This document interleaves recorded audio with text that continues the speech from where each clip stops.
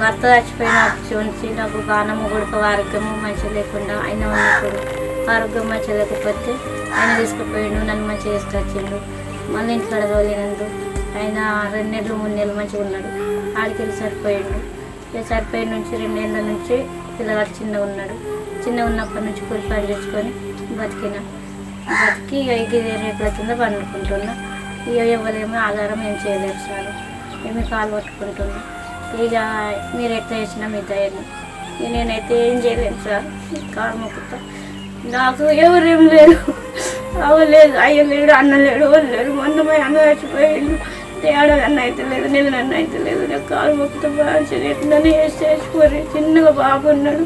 నేను ఎట్లే అన్న వచ్చిన బతుకుతా కానీ నేను నొప్పి జరత కూడతాడు చచ్చిపోతే ఎట్లనే చూస్తాను. నేనేం చేయలేను. ఈ బతుకు కూడా బతికేది కాదు. నాకు అన్న లేడు, అనుభవలేదు, ఓవలేరు, నాకు ఓవలేని పరిస్థితి సార్. ఎట్లనే బతికి చేసాడు, ఎట్లన్నా కూడా చేసుకోరు. కాలు పట్టుకుంటా. నా పరిస్థితి ఏం నేను కూడా అప్పుడప్పుడు ఆరోగ్యం మంచిగా ఉండేది. నా పిల్లగాంటి ఆరోగ్యం మంచిగా ఉండేది. నేనేం చెప్పలేను సార్.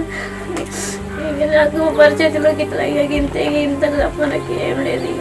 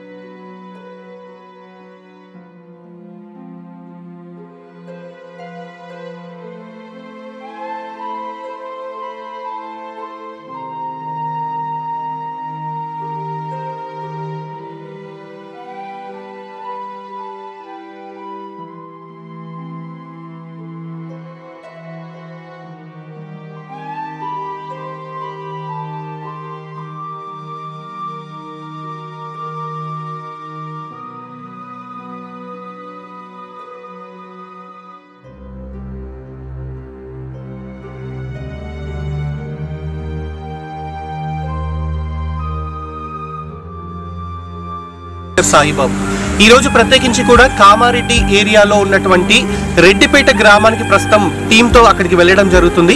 ఆ రెడ్డిపేట గ్రామంలో ఎవరైతే కూడా ఒక పేద కుటుంబం ఉందో, ఒక పక్క భర్తను కోల్పోయి 7 సంవత్సరాల కొడుకుతో తల్లి అనారోగ్య పరిస్థితిలో ఉన్నటువంటి సందర్భంలో ఆ కుటుంబ పోషణ జరిగేటువంటి పరిస్థితి లేదు అనేసి అక్కడ ఉన్నటువంటి యువకులందరూ కూడా హిందూ యువత అసోసియేషన్ కి సమాచారం అందించడం జరిగింది. ఇమిడియట్లీ కూడా ఈ రోజు యాంసాని రవీంద్ర గారు అలాగే గజం అభిలాష్ గారు వారి ఇరువురి సహాయంతో ఈ రోజు ఆ కుటుంబానికి 2 నెలలకి సరిపడా గ్రోసరీస్ తో పాటు ఏదైతే వాళ్ళు ఉంటున్నటువంటి నివాసం చుట్టుపక్కల కూడా ఎలాంటి సపోర్టింగ్ లేదు. వాళ్ళు ఉంటున్నటువంటి ఇల్లు కేవలం రేకుల షెడ్డుతోనే ఉంది. చలి తీవ్రత ఏ విధంగా ఉందో మీ అందరికీ కూడా తెలుసు. ఆ చలి తీవ్రత నుంచి రక్షించడానికి అక్కడ ఉన్నటువంటి యువకులు కొంత సపోర్ట్ చేయగా మిగతా సపోర్టింగ్ అంతా కూడా చుట్టూ పరదాలు ఏదైతే సపోర్ట్ చేస్తున్నారో ఆ పరదాల సపోర్టింగ్ కూడా హిందూ యూత్ అసోసియేషన్ ఆర్థికంగా వాళ్ళకి సపోర్ట్ గా నిలవబోతుంది. దానికి సంబంధించి ఈ రోజు డైరెక్ట్ గా ఆ కుటుంబం దగ్గరికి మనం వెళ్తున్నాము. అసలు వాళ్ళ కష్టాలు ఏంటి, అలాంటి పరిస్థితి ఏంటి, వాళ్ళ జరుగుతున్నటువంటి పరిస్థితి ఏ విధంగా ఉంది, వారి మాటల్లోనే అడిగి తెలుసుకునే ప్రయత్నం చేద్దాం. దాంతో పాటు వాళ్ళకి ఏదైతే గనక 2 నెలలకి సరిపడా గ్రోసరీస్ ఏదైతే అవసరం ఉందో ఆ గ్రోసరీస్ ని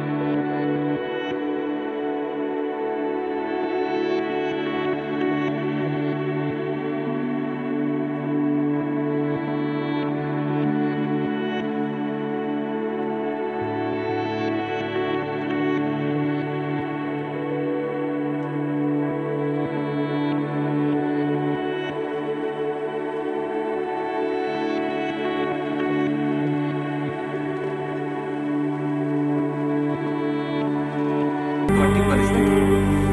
అందరి జీవితాలని సాఫీగా సాగిపోతాయని కలలు కన్నటువంటి భూమవ్వ పరిస్థితి ఒక్కసారిగా పెనుభూతంలా ఆమె జీవితంలో కన్నీటి పర్యాంతమయ్యేటువంటి పరిస్థితి.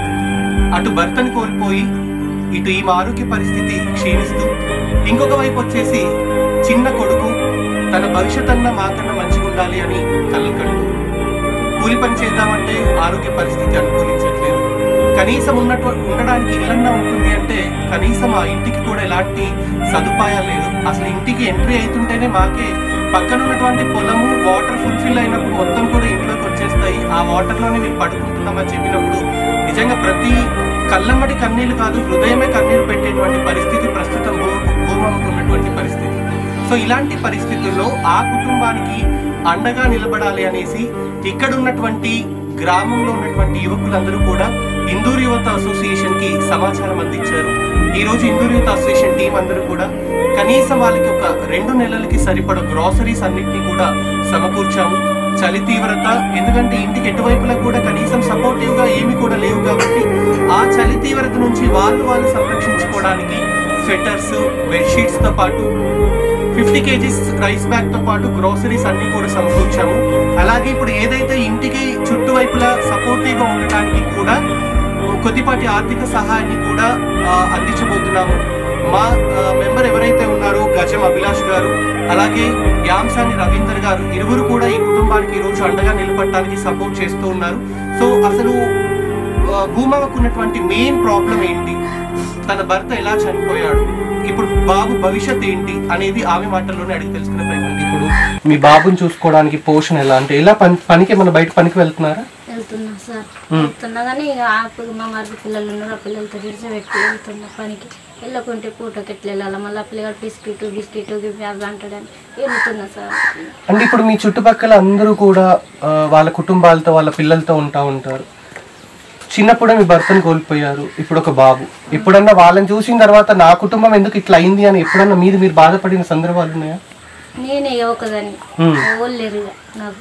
మొన్నదాకా ఉండే మా అన్న వచ్చిండు, పోయిండు చెల్లని. ఇక నేను పోయినా, వాళ్ళు వచ్చి పోయిరు. ఇక మొన్న నెల 15 రోజులు అవుతుంది. అన్న సరిపోయిన నుంచి నేను పోలేదు సార్, కూలి పని చేసుకుంటాను, అక్కడ కూడా వెళ్తలేను. అంటే దేవుడు ఎందుకు నా జీవితాన్ని ఇలా చేశాడు అని ఎప్పుడన్నా నువ్వు ఏడ్చుకునే సందర్భాలు ఉన్నాయా? ఏడ్చుకుంటూనే అనుకుంటున్నాను సార్. ఇక నీళ్ళు వస్తున్నాయి కాబట్టి ఏడ్చుకుంటూనే అనుకుంటున్నాను. ఏ వాళ్ళ ఇంటికి పోయినా పిల్లగాడు దానం ఉంటే పోయి అటు ఇటు పోతాడని కూడా పోతలేదు సార్. ఇప్పుడు నువ్వు కూలి పనికి వెళ్ళిపోతావు, కూలి పనికి వెళ్ళిపోయిన తర్వాత మీ బాబు ఏంటి? బాబు ఏంటంటే అగాధం మీద పెట్టిపోతుంది. ఏ భగవంతుడు ఉన్నాడు, ఇక భగవంతుడి మీద భారం వేసిపోతున్నా కానీ ఇంకేం లేదు సార్. అంతగా ఎక్కేం లేదు. ఇక భగవంతుడు చూసుకొని లేకుంటే లేదు. ఇక మా జీవితంలో ఇద్దరమే ఉన్నామనేది పోతున్నాం సార్. ఇవాళనే ఉన్నా, లేకుంటే ఇవాళ ఉడకపోతుంటే అంతమ్మ ఉన్నేళ్ళ సార్ వస్తున్నా సపోర్ట్. ఇది భూమవ్వ పరిస్థితి.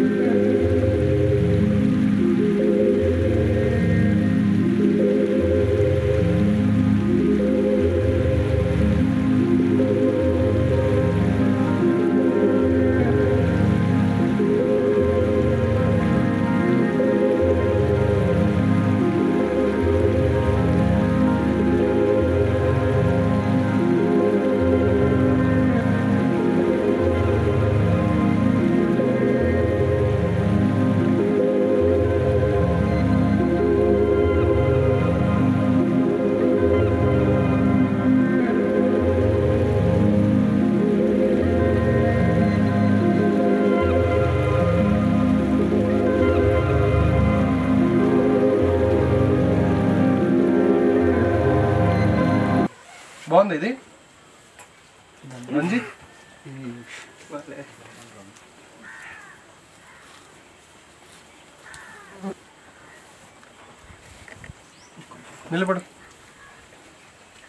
నిలబడరా రే, నిలబడరా. నిల్చో అరగంట పెద్ద అయిపోయింది. పెరుగుతాడు కదా పెరుగుతాడు. 10 years అంటారు. కంఫర్టబుల్.